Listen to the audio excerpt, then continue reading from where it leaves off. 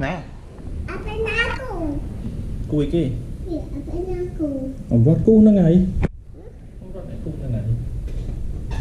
Luku ah.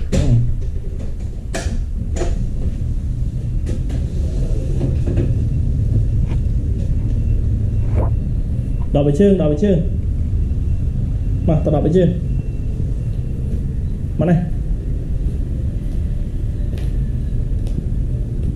Nè. Áo cho không? Cái tiền này tiền nhé.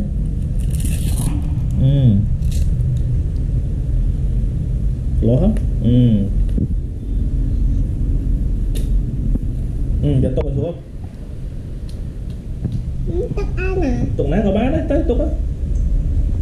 Tục ăn đi vậy? Tục ăn á,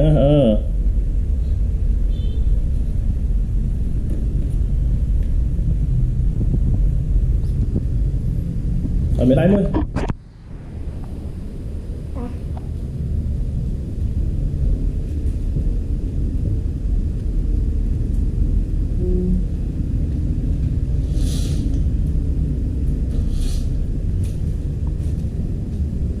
Papa mau ăn được. Nhà mơ ấy. Iya. Cái kì. Sai.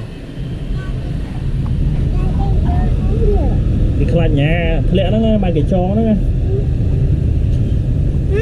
Cái khăn nhà lẽ nó nghe bài cái tròn đó nghe.